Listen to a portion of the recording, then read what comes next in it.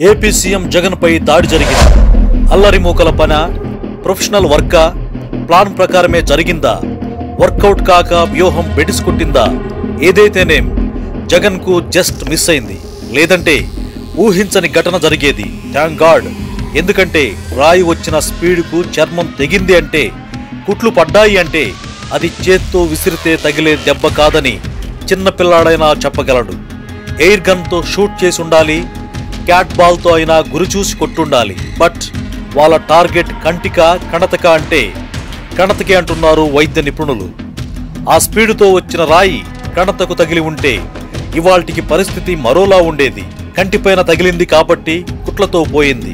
కనీసం కంటి మీద తగిలినా కన్నుగుడ్డు చిట్లిపోయేదని చెబుతున్నారంటే ఎంత కరెక్ట్గా టార్గెట్ సెట్ చేశారో తెలుస్తోంది.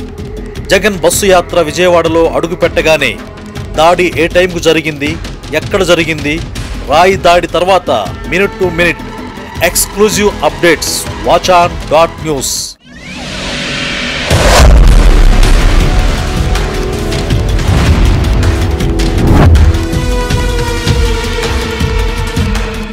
ఏప్రిల్ 13 శనివారం సాయంత్రం సీఎం జగన్ బస్సు యాత్ర గుంటూరు జిల్లా నుంచి కృష్ణా జిల్లాలోకి ఎంటర్ అయింది. అభిమాన గణంతో వస్తున్న జగన్ బస్సు యాత్రతో వారధి జనసంద్రంలా మారింది.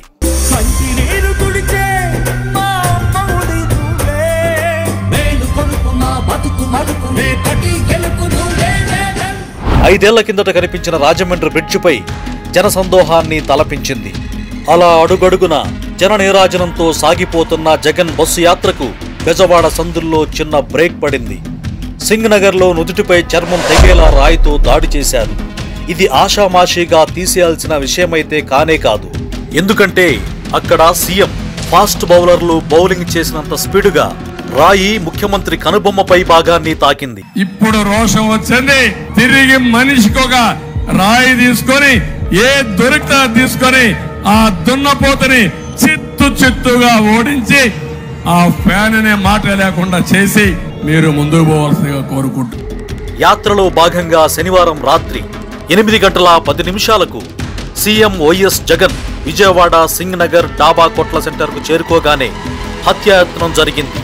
సీఎం జగన్ కణతకు గురిచూసి పదునైన వస్తువుతో దాడి చేశాడు. అయితే ప్రజలకు అభివాదం చేస్తూ సీఎం జగన్ పక్కకు తిరగడంతో ఆయన ఎడమ కంటి కనుబొమ్మపై భాగాన బలమైన గాయమైంది. దీంతో సీఎం పక్కకు తూలి ఎడమ కంటిని బలంగా అదిమి పట్టుకున్నారు. ఆయన ఎడమ కన్ను పైభాగం వాచిపోయింది. ఆ వస్తువు పదును వేగాన్ని బట్టి అది రాయి, గ్రానైట్ పలక, పెల్లెట్, ఎయిర్ బుల్లెట్ ఏదైనా కావచ్చని వైద్య నిపుణులు చెబుతున్నారు. సీఎం జగన్ ఎడమ కంటి పైభాగాన గాయమయ్యాక ఆ పదునైన వస్తువు మాజీ మంత్రి వెల్లంపల్లి శ్రీనివాస్ కు తగలడంతో ఆయనకు కూడా గాయమైంది.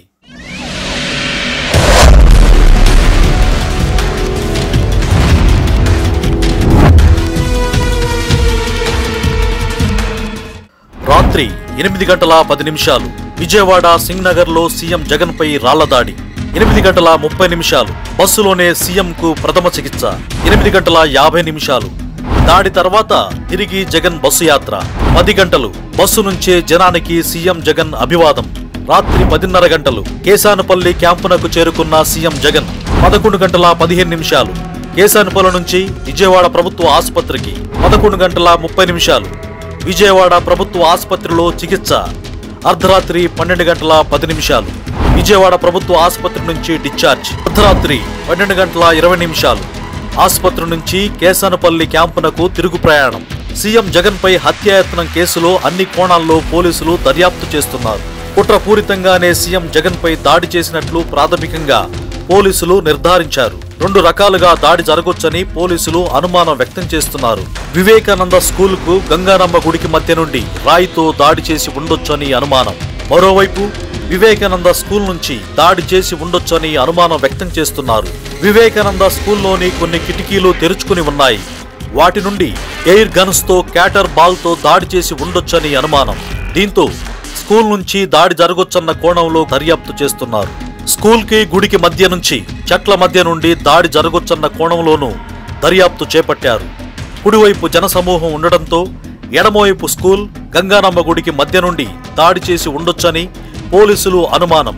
పూర్తిగా చీకటిగా చెట్లు ఉండడంతో నిందితుడు ఎవరికీ కనిపించలేదు. దాడికి పాల్పడిన తర్వాత సులభంగా తప్పించుకోవచ్చని ఆ ప్రాంతాన్ని దాడికి ఎంచుకుని ఉంటాడని పోలీసులు అనుమానం.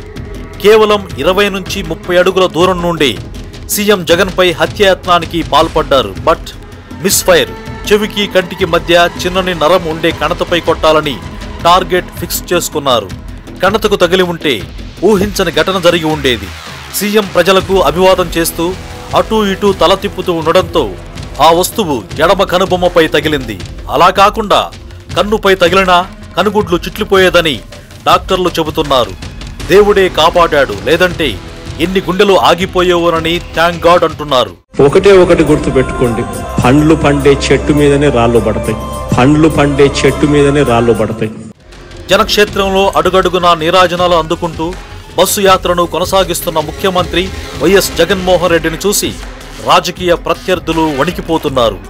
ఎలాగైనా అతడిని భౌతికంగా దూరం చేయాలనుకున్నారు. దారుణానికి పాల్పడ్డారు. నెత్తురు కారుతున్న బాధను పంటి బిగున భరిస్తూనే ప్రజలకు అభివాదం చేశారు. ప్రాథమిక చికిత్స తర్వాత యాత్ర సీఎం జగన్ కొనసాగించారు. దాడి తర్వాత మరో 20 కిలోమీటర్ల వరకు బస్సు యాత్ర కొనసాగించారు. డాక్టర్లు విశ్రాంతి అవసరమని చెప్పడంతో ఆదివారం జరగాల్సిన బస్సు యాత్ర గుడివాడ బహిరంగ సభకు బ్రేక్ పడింది.